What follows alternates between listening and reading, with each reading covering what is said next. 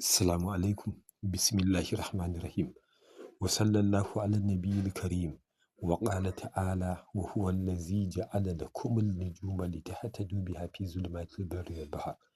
Qad fassalna al-ayati liqaumin ya'lamun. Da taimakon Allah mun wayi gari Alhamis, 24 ga watan Rabi'ul Sani, shekara ta 1447, wanda ya yi daidai da 16 ga watan goma, shekara ta 2025. A yau cikin taimakon Allah, Kamar yana cikin birji na Usudu, yana cikin manzila ta Ɗarfa, yana tasdisi da Shamsu.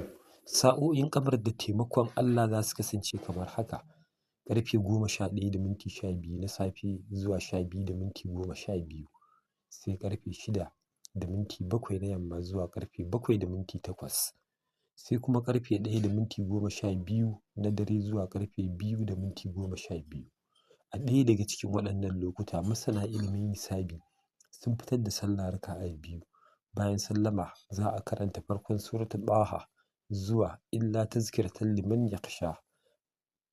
A madadin sura bayan sallama, a yi wa annabi salati, a yi istighfari daidai gwargwado, sai a karanta ya ɗahiru 215, ya muɗahiru 254.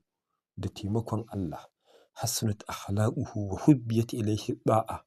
Ɗabi'unka na fili da ɗabi'u na ɓoye duka Allah zai gyara maka, kuma ka zamanto daga cikin bayi masu ɗa'a, masu biyayya ga Allah subhanahu wa ta'ala. Ka zamanto mai biyayya ga iyayenka. Muna roƙon Allah yi mana karamci, ya sa mu zama daga cikin bayi masu biyayya zuwa gare shi. Sa'o'in Shamsu da taimakon Allah za su kasance kamar haka: ƙarfe 8:14 na safe zuwa ƙarfe 9:13, sai ƙarfe 3:09 na rana zuwa ƙarfe 4:08, sai kuma ƙarfe 10:10 na dare zuwa 11:10, sai ƙarfe 5:15 na asuba zuwa ƙarfe 6:15 cikin taimakon Allah. A ɗaya daga cikin waɗannan lokuta, masana ilimin hisabi sun fitar da wuridin ya rabbi ya mu'udi 331, sai kuma a karanta wala saufa yu'dika rabbuka fatarda 2013. Da taimakon Allah za ka samu baiwa, za ka samu karamci, za ka samu arziki daga Ubangiji Allah subhanahu wa ta'ala. Yau rana ce ta Alhamis da muka tattara wajen karanta ƙul huwallahu 33,333 a cikin waɗannan gidaje namu na gidan falaki, na ɓangaren maza da na ɓangaren mata.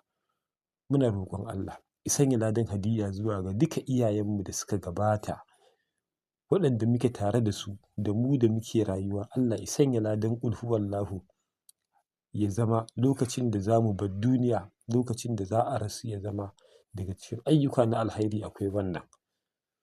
Abin da muka yi daidai muna roƙon Allah ya kai ladan hadiyya zuwa ga shugaba. Abin da muka yi kuskure muna neman taimakon Allah ya gafarta mana. Muna roƙon Allah ya ba wa ƙasanmu zama lafiya da ƙasashen musulmi. Muna roƙon Allah ya ba wa shugabanninmu ikon yin adalci a cikin tafiyar da al'amuransu. Muna roƙon Allah ya zaunar da duka ƙasashen musulmi a duk inda suke lafiya. Daga ɗalibin kuma Ul-Ainaini Zubairu Kasim, ƙarƙashin jagorancin gidan Falaki Charity Foundation, 08028 68 0583.